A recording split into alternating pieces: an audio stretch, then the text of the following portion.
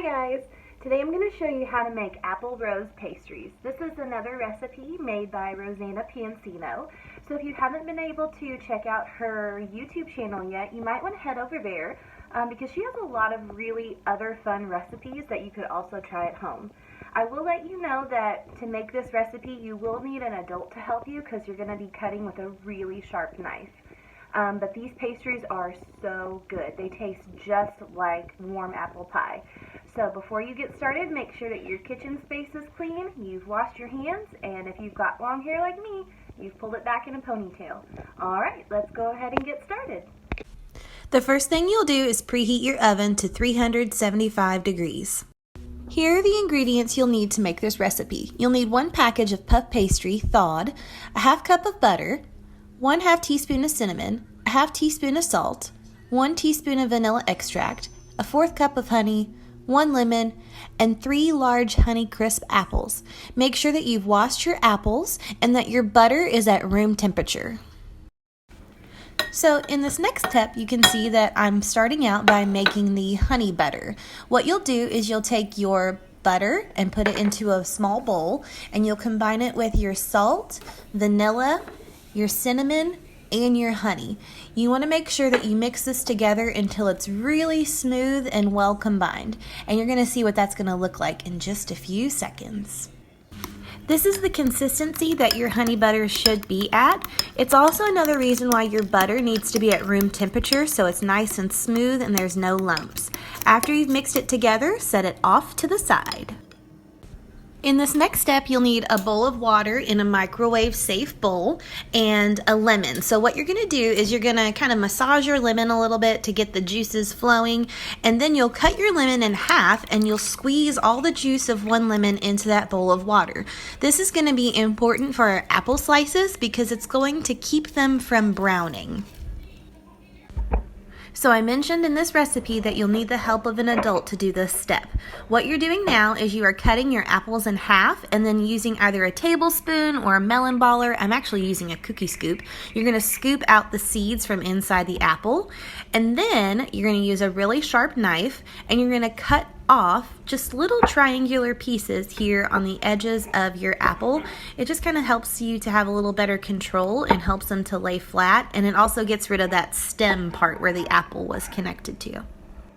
Now this step is really important, but it's also really dangerous, so an adult should be doing this. But you need to slice your apples into paper thin slices, okay? So your apples should be able to bend but not break. Another option is to use a mandolin if you have one. So this is what a mandolin looks like. I actually ended up switching to this method halfway through because it's also a little bit faster, but the apple just kind of connects onto that piece right there. You just kind of pierce it through, and then you set it up on top and you slide it, and you can look and see the apple slices are falling into that container. So this is another really great option. You can also adjust your mandolin to get some thinner pieces of apple slices, and then you just take them out. And what you can do is you can cut them in half if they're not quite in half. You don't want very large pieces of apple for this recipe. And then the next step is to put them in the bowl of water with lemon juice. And then you're going to put them in the microwave for 5 minutes. You also probably want an adult's help to get the bowl out of the microwave because this is going to be a very, very hot bowl. So be very, very careful. While your apples are in the microwave, sprinkle some flour on your workspace and roll out your puff pastry dough to about 12 inches. Then using a sharp knife, cut 6 2-inch strips. Alright, so while your apples are in the microwave, you're going to take your honey butter and you're going to smooth that out all over your strips of your puff pastry. This is going to kind of act like a glue to hold down your apple slices, and it's going to bring all that flavor to your puff pastry. Alright, so in this step, what you're going to do is you should have strained your apples first, and then you can return them back to the bowl. And then you're going to take the apple slices and you're going to line them up on the top just like how you see here. So they should overlap each other a little bit, and you might have to play around with the placement, but that's totally fine. And you're going to lay about 4 to 6 apple slices on there depending on the size of your puff pastry. So it should look something like this.